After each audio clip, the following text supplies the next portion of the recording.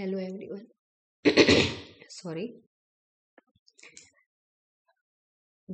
As you all know, this is the first chapter of term 2, class 10th, and we have discussed two parts already about the electricity.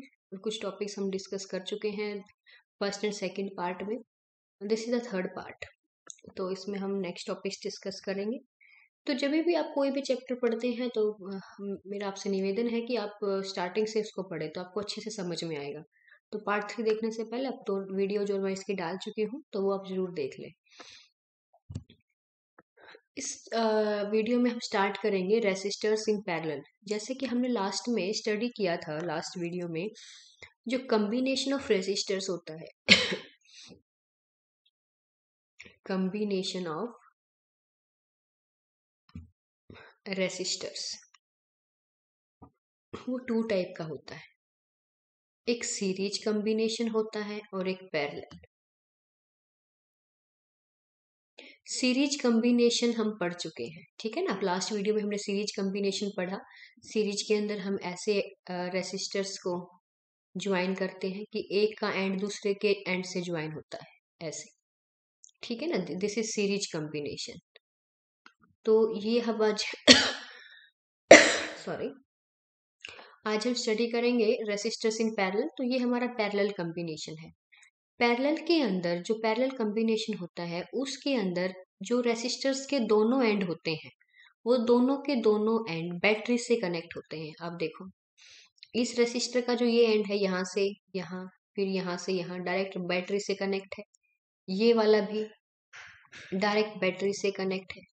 फिर जो ये वाला and है वो भी direct battery से connect है. ऐसे ही इधर आप देखोगे तो जो सारे एंड हैं तीनों रेसिस्टर्स के दोनों जो एंड हैं वो किससे कनेक्ट है? बैटरी से कनेक्ट है डायरेक्ट. इसके अंदर जो रेसिस्टर्स होते हैं वो डायरेक्ट बैटरी से कनेक्ट होते हैं. बट सीरीज के अंदर ये वाला एंड, एक ये वाला एंड और एक ये वाला एंड बैटरी से कनेक्ट होता है. अदर एंड्स आपस में कनेक्ट होते हैं, वो बैटरी से कनेक्ट नहीं होते. तो इस जो पैरेलल कॉम्बिनेशन है उसके अंदर सारे रेसिस्टर्स डायरेक्टली बैटरी से कनेक्ट हैं, इसीलिए इस केस में पोटेंशियल सेम रहता है. समझ में आया? पोटेंशियल क्या है इस केस में? सेम. और पोटेंशियल सेम रहने का रीजन क्या है कि आप देख सकते हो सभी रेसिस्टर्स के दोनों एंड डायरेक्ट किससे कनेक्ट है? हमारी बैटरी से. तीनों ये वाले, तीनों ये वाले. तो इसके सभी डायरेक्ट कनेक्ट होने के कारण इन सब में क्या जाता है? सेम पोटेंशियल जाता है. बट सीरीज के अंदर करंट सेम होता है, ना कि पोटेंशियल. तो आपको सिर्फ ये बात बिल्कुल याद रखनी है, पैरेलल में क्या सेम होगा. मैं बार बार बता रही हूँ, पोटेंशियल. और सीरीज में क्या सेम रहेगा? करंट. आपको ये दो चीजें बिल्कुल याद रखनी है. अब देखो यहाँ पर चेंज क्या हो रहा है. ये हमारी बैटरी है जिसकी स्ट्रेंथ यहाँ पर शो कर रखी है, मैं यहाँ भी लिख देती हूँ V. और इसके ड्यू टू करंट है I. ये करंट I, यहां पर तक करंट I गया. यहां तक करंट कितना है हमारे पास? I.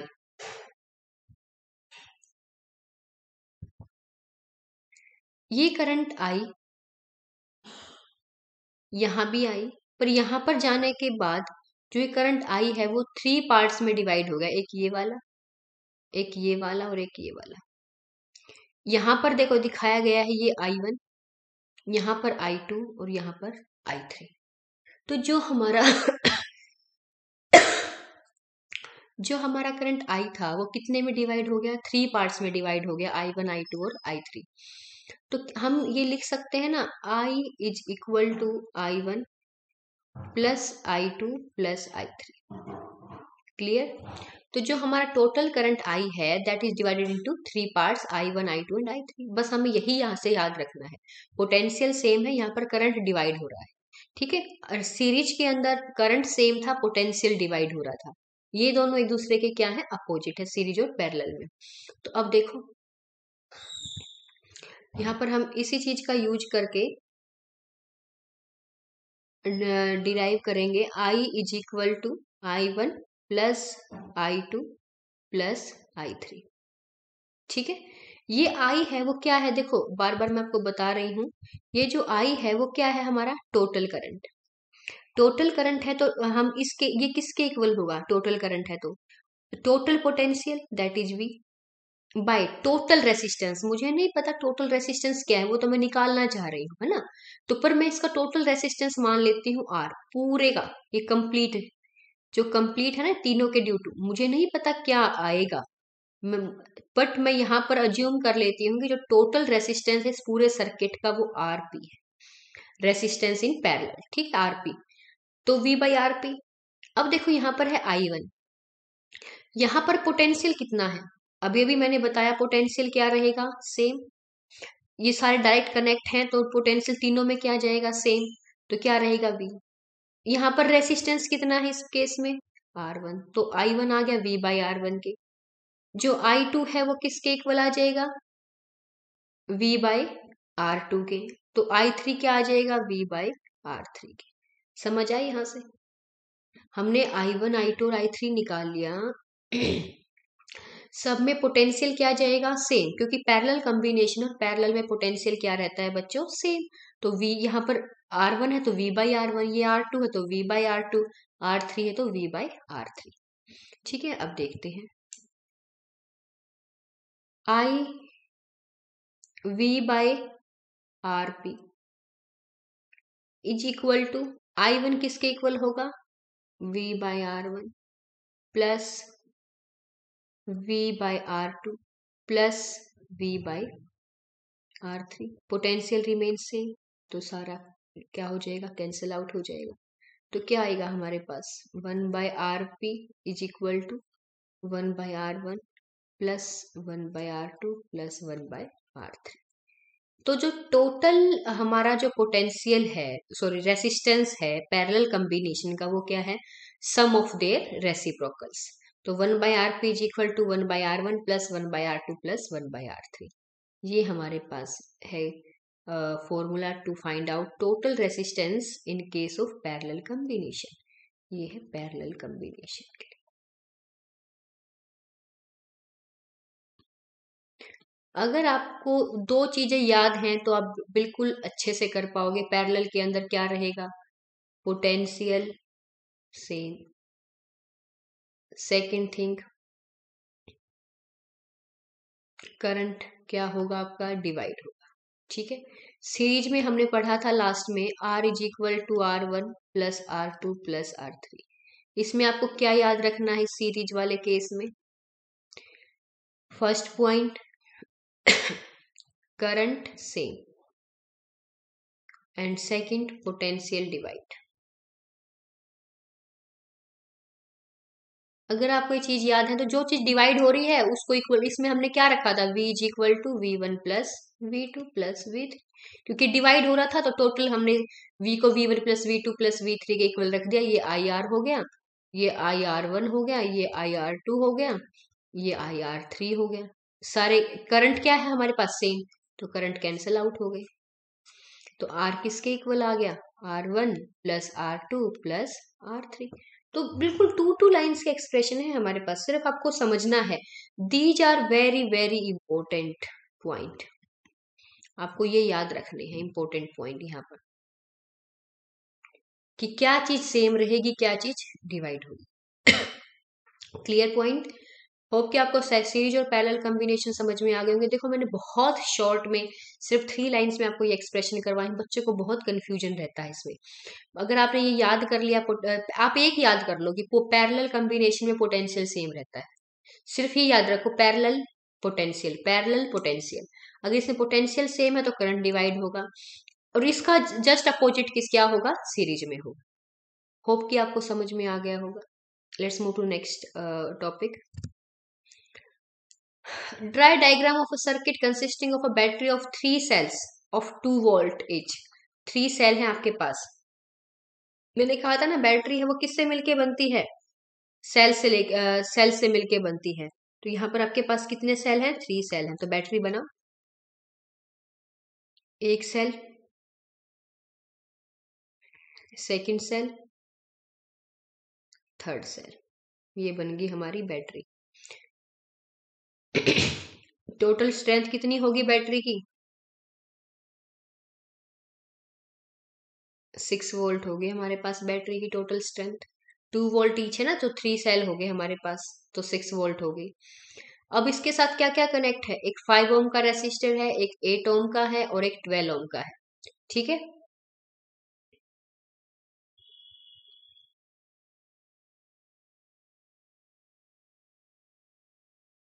तो यहाँ पर ज्वाइन कर दो, एक 5 ओम, एक 8 ओम,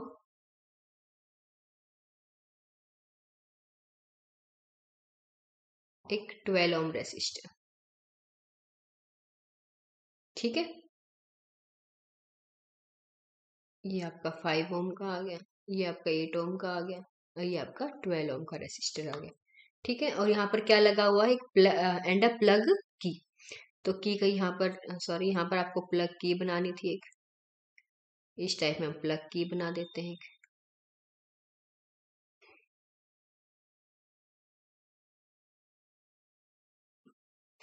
और अगर यहाँ पर बैटरी लगी हुई रेसिस्टर है तो यहाँ पर करंट आई दिखा दो, कोई भी वैल्यू हमें नहीं निकालनी, हमें सिर्फ डायग्राम बनाना है। ठीक है, तो ये आपका डायग्राम हो गया। देखो जैसा जैसा कहा गया हमने वैसा वैसा बना दिया। सबसे पहले उन्होंने कहा कि 3 सेल लगे हुए हैं और 2 2 वोल्ट के, तो ये भी 2 वोल्ट का, ये भी 2 वोल्ट का, ये टू भी 2 वोल्ट का, तो बैटरी होगी आपकी 6 वोल्ट की। ठीक है ना। अब हमने एक बैटरी बना दी, उसके बाद उन्होंने कहा है कि उसके साथ क्या क्या लगा हुआ है, तो ये चीजें 5 ओम का रेसिस्टर लगा दिया, फिर 8 ओम का लगाया, फिर 12 ओम का लगाया, फिर बोल रहे हैं कि हमने क्या लगाया, एक प्लग की भी लगाई हुई है, तो आगे जाके हमने एक प्लग की लगा दी। आपको सिंबल याद होने चाहिए। देखो ये सिंबल होता है सेल का, एक बड़ा एक छोटा, बड़े वाले को पॉजिटिव बोलते हैं, छोटे वाले को नेगेटिव बोलते हैं। ये सिंबल होता है रेसिस्टर का और ये होता है प्लग की का। आपको ये सिंबल याद होने चाहिए। अगर आपको सिंबल याद है तो आपको डायग्राम बनाने में कोई भी प्रॉब्लम नहीं आएगी। ठीक है ना। अब देखो ये फर्स्ट क्वेश्चन तो आपका हो गया, सिर्फ आपको डायग्राम बनाना था। अब क्या बोल रहे हैं वो, redraw the circuit of question 1। Redraw करो, चलो कर देते हैं।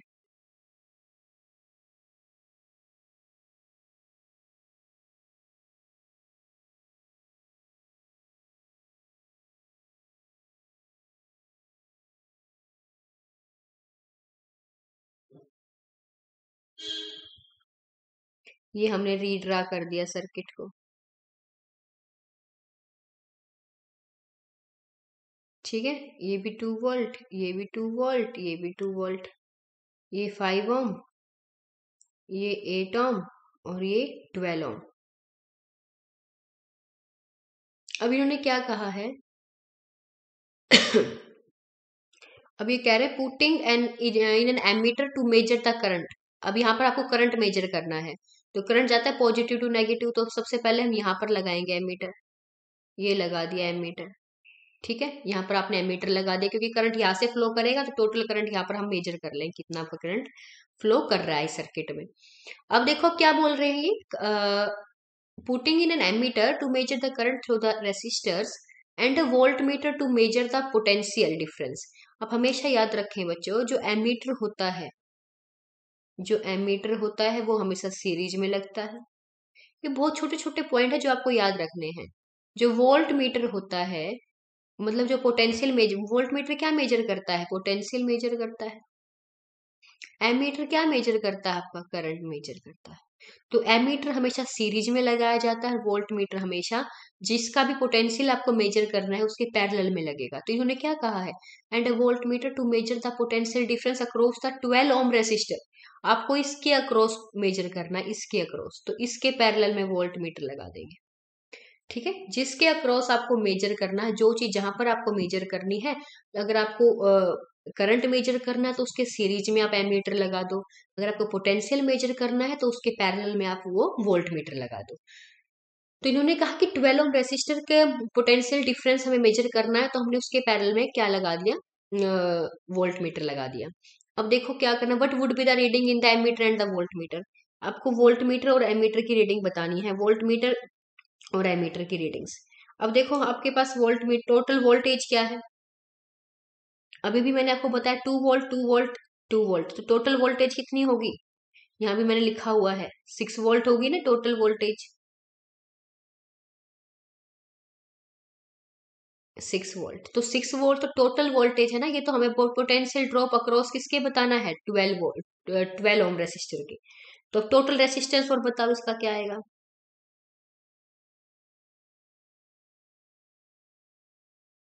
ये क्या है, तीनों सीरीज में 5 ओम 8 ओम और 12 ओम। 5 ओम प्लस 8 ओम प्लस 12 ओम, तो टोटल कितना आ गया आपके पास 25 ओम। टोटल रेसिस्टेंस आपके पास आ गया 25 ओम, टोटल वोल्टेज आ गई 6 ओम। तो करंट कितना फ्लो करेगा, ये वाला करंट, यहाँ पर एमीटर की रीडिंग क्या आएगी, ये कौन सा करंट है, टोटल करंट। और वैसे भी सीरीज में करंट क्या रहता है, सेम। तो करंट कितना फ्लो करेगा सर्किट में से, I is equal to V by R. V क्या है आपके पास 6 और आर कितना है आपके पास 25। तो 6/25 दैट इज 0.24 ए। ठीक है, तो ये आपके पास होगी एमीटर की रीडिंग। तो एमीटर रीडिंग आएगी 0.24 एम्पियर। अब इन्होंने पूछा वोल्ट मीटर की क्या रीडिंग होगी। देखो V होता है आई आर, आई तो सेम है। अगर मैं इस आर से मल्टीप्लाई करूंगी तो इसके अक्रॉस पोटेंशियल आ जाएगा, अगर इस आर से मल्टीप्लाई करूंगी तो इसके अक्रॉस आ जाएगा। पर हमें चाहिए कितना है, 12 ओम के अक्रॉस, तो 12 ओम से मल्टीप्लाई कर दो। आई से यहाँ पर जो करंट है वही इसमें जाएगा, वही इसमें जाएगा और वही इसमें जाएगा। और वी का फॉर्मूला क्या होता है बच्चों निकालने का, V is equal to I R. V होता है हमारे पास आई आर। तो वी आई की वैल्यू हमें पता है 0.24, हमें किसके अक्रॉस निकालना है 12 ओम के, तो 12 से मल्टीप्लाई कर दो तो आपके पास आ जाएगा 2.88 volt. Hope you understood the topic.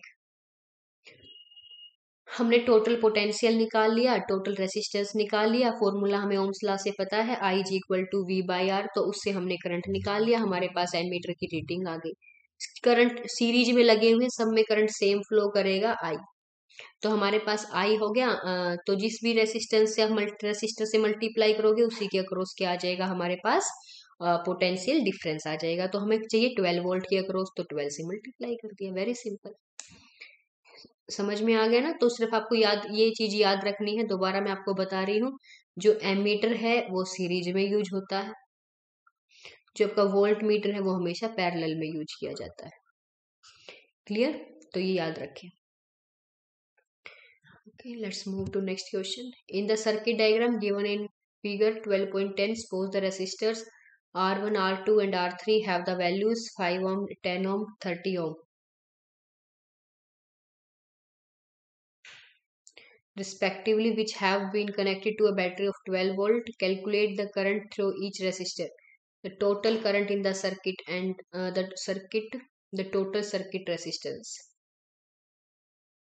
इसमें डायग्राम तो मैंने नहीं बनाया, तो बच्चे इसमें डायग्राम लेना मैं भूल गई हूँ, तो हम बाद में सॉल्व करेंगे इस न्यूमेरिकल को। नेक्स्ट वीडियो में मैं आपको इसको जरूर बताऊंगी, मैं डायग्राम लेना भूल गई हूँ इसमें, तो ये समझ नहीं आएगा हमें। तो नेक्स्ट देखते हैं, just the equivalent resistance when the following are connected in parallel. Equivalent resistance क्या होगा जब हम इनको किस में कनेक्ट कर दें, पैरेलल में। ये है 10 रेज़ टू पावर 6, ये 10 रेज़ टू पावर 3 और ये 10 रेज़ टू पावर 6। तो फर्स्ट केस में क्या होगा इक्विवेलेंट रेसिस्टेंस और सेकंड केस में क्या होगा।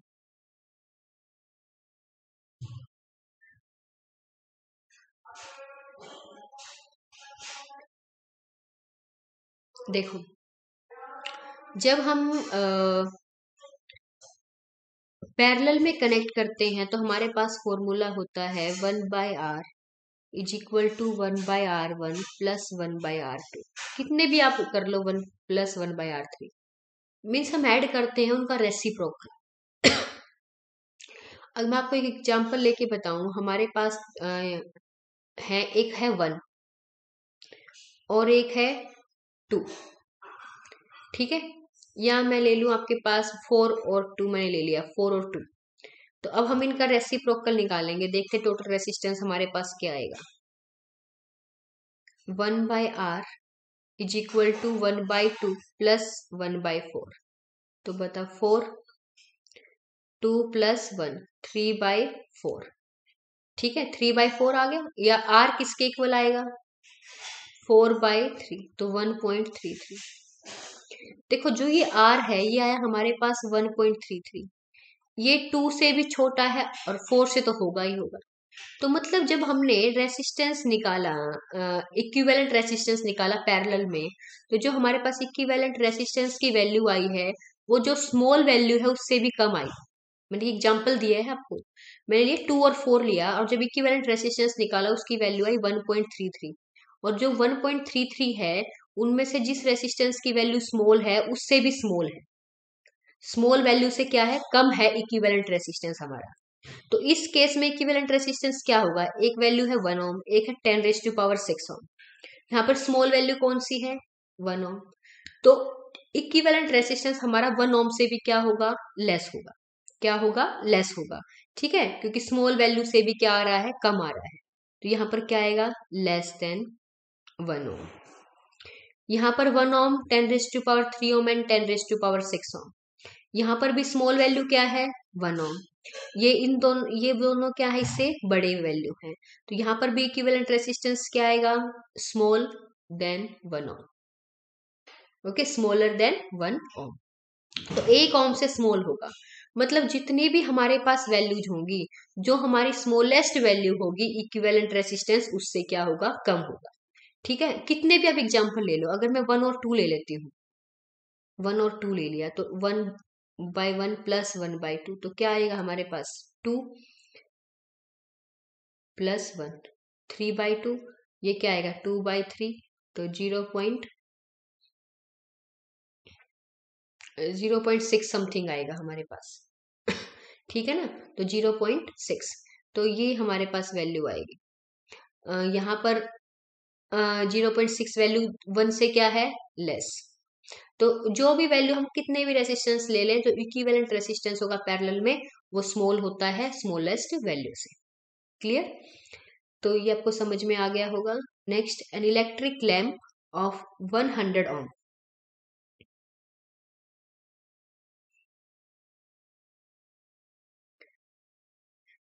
अ toaster of resistance 50 ohm, lamp है 100 ओम का,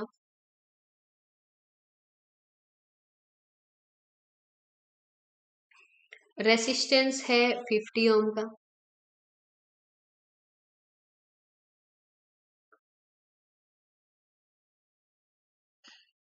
and a water filter of resistance 500 ohm. Filter है, हम फिल्टर लिख देती हूँ मैं आपको यहाँ पर, 500 ओम का, are connected in parallel to a 220 volt source. ठीक है, 220 वोल्ट सोर्स से मतलब पोटेंशियल है जो, वो है 220 volt. What is the resistance of electric iron connected to the same source that takes as much current as all three appliances, and what is the current through it? तो इन्होंने क्या पूछा है, तीन चीजें दे दी आपको, एक लैंप दे दिया है, एक टोस्टर ऑफ रेसिस्टर, एक टोस्टर दे दिया है, यहाँ पर ये टोस्टर का रेसिस्टेंस है, और एक वाटर फिल्टर दे दिया है। ठीक है, और उनको कनेक्ट किया है पैरेलल में। तो what is the resistance of an electric iron connected to the same source, एक इलेक्ट्रिक आयरन है उसको कनेक्ट किया गया है सेम सोर्स से, that takes as much current as all 3 appliances, जितना कि तीनों अप्लायंसेस लेते हैं वो सेम करंट उसमें से फ्लो करता है। And what is the current through it, और उसके अंदर करंट की वैल्यू क्या होगी, देखो निकालो। अब इन्होंने क्या कहा, इन तीनों को उसने किस में कनेक्ट किया है, पैरेलल में। टोटल रेसिस्टेंस क्या होगा, 1/R is equal to 1/R1 plus 1/R2 plus 1/R3। तो यहाँ पर आएगा हमारे पास, चलो मैं इसको आरपी के नाम से डिनोट कर देती हूँ। 1/R1 इज, R1 की वैल्यू क्या है, 100 ओम, प्लस 1/50 प्लस 1/500, ये हमारे पास सारी वैल्यूज है। तो जब हम इसको कैलकुलेट करेंगे तो ये हमारे पास आएगी 500 एलसीएम आ जाएगा, ये 5, ये 10 प्लस 1, तो 16/500, या हम लिख दे, सॉरी, तो ये अगर मैं आरपी की बात करूं तो क्या आएगा, इससे अपोजिट 500/16। ठीक है ना, तो 500/16 आ जाएगा आरपी की वैल्यू, और दैट इज 31.25 ओम। ये है हमारे पास टोटल रेसिस्टेंस इन पैरेलल। ठीक, ये value I resistance in parallel के, और किससे कनेक्ट है, 220 वोल्ट से। तो बताओ करंट की वैल्यू क्या आएगी? I is equal to V by R. V कितना है हमारे पास, 220। आर कितना है हमारे पास, 31.25। तो ये आ जाएगी आपके पास करंट की वैल्यू। इसको आप सॉल्व कर सकते हो आगे चाहो तो। ये आ जाएगा 2/3125। ठीक है, तो यहाँ आपको जैसे इतना भी आप सॉल्व कर सकते हैं इसको, बट हमारे पास करंट की वैल्यू ये आएगी 220 वोल्ट बाय 31.25 ओम। और इन्होंने क्या कहा है, सेम करंट, जो करंट इन तीनों में से फ्लो कर रहा है उतना ही करंट किस में फ्लो कर रहा है, इलेक्ट्रिक आयरन में। तो हमारे पास उस इलेक्ट्रिक आयरन के करंट की वैल्यू आ जाएगी। ठीक है, तो सिर्फ हमने क्या किया, तीनों दे रखी थी, पैरेलल में कनेक्ट किया, टोटल रेसिस्टेंस निकाला, और टोटल रेसिस्टेंस निकाल के उसमें से करंट फ्लो निकाल दिया, क्योंकि उन्होंने कह रखा था कि भाई जितना करंट इन तीनों में से फ्लो कर रहा है उतना ही करंट अकेले उस इलेक्ट्रिक आयरन में से फ्लो कर रहा है। तो जब तीनों का निकाल लिया तो सेम करंट इलेक्ट्रिक आयरन में से आएगा, तो सेम करंट की वैल्यू क्या आएगी, इलेक्ट्रिक आयरन में से आएगी। Hope you understood this numerical. If any doubt you can ask children. देखो मैं फिर आपको यही बात बताऊंगी कि आपको हर एक चीज पर ध्यान ना दे करके मेन पॉइंट्स पे ध्यान देना है। जब भी आपको बात की जाए सीरीज और पैरेलल की, तो सबसे पहले आपको फॉर्मूला पता होना चाहिए कि सीरीज में हम कौन से फॉर्मूले का यूज करते हैं, पैरेलल में किस फॉर्मूले का यूज किया जाता है। ठीक है, और सबसे बड़ी बात आपको याद होना चाहिए, सीरीज के अंदर हमारा करंट सेम रहेगा और पैरेलल और पोटेंशियल डिवाइड होगा, और पैरेलल के अंदर हमारा पोटेंशियल सेम रहेगा, करंट डिवाइड होगा। देखो ये चीज थ्योरेटिकल नहीं है, ये चीज एक प्रैक्टिकली भी आपको पता होनी चाहिए। और जब भी आप न्यूमेरिकल करो तो इन चीजों को तो बिल्कुल माइंड में रखो कि क्या चीज सेम रहेगी, क्या चीज चेंज होगी। ठीक है, और फॉर्मूले तो देखो आपको पता होने ही चाहिए। फिर भी आपको कोई भी डाउट रहता है तो आप कमेंट सेक्शन में पूछ सकते हो। Thank you.